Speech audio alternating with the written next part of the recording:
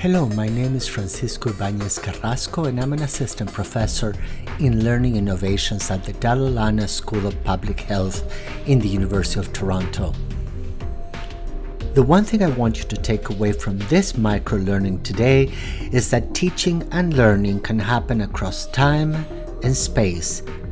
You choose the combination or modality depending on your time, your energy, resources, type of learners you're working with, and how adventurous you feel.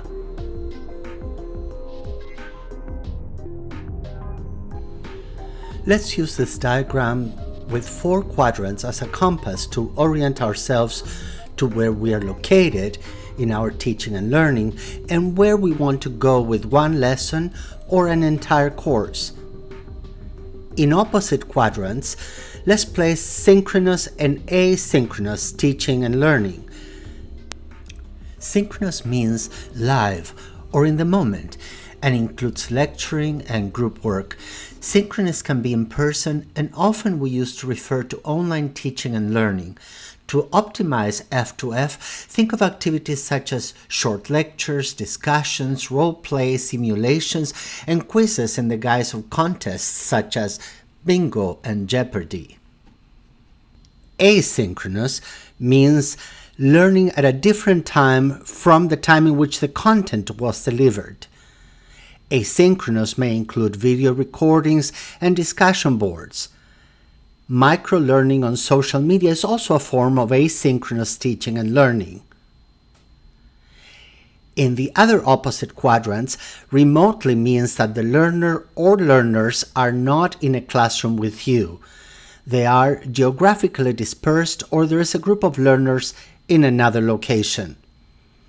In person or face-to-face, F2F for short, is the first modality we tend to imagine, in which the instructor and the learners are all in the same physical location at the same time. This is your standard class, of course.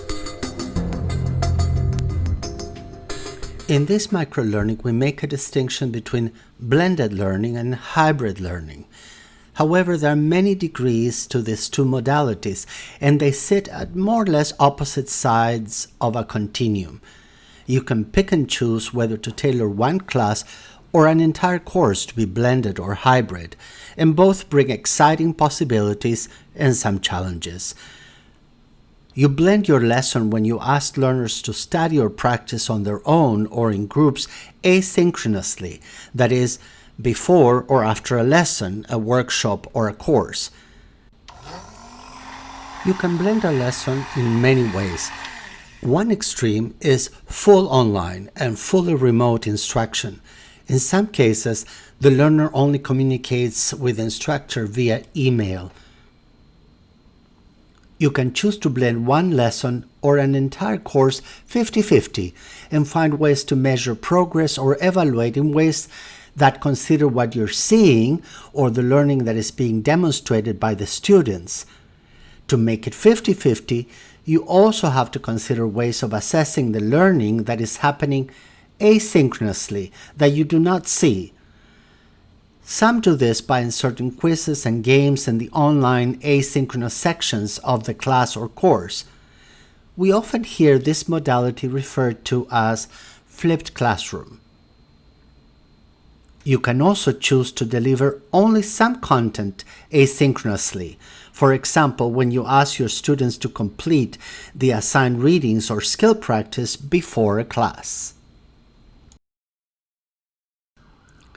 As you make choices and prepare content and skill practice across time and space, think of what will give your learners alongside you the most engagement with each other and with the content and practice. For example, when you choose to teach remotely and asynchronously, there might be less interaction and engagement. As you move to the center of the diagram, there might be more opportunities for the learners and for you to increase your interaction in video conferencing, discussion boards, gamified content, and the like. When trying to make a classroom hybrid, You must think of the type of learner you have. Do you have learners with a disability who might benefit from being online while others are physically in the classroom at the same time? Do you have many shy learners who prefer not to speak in a classroom?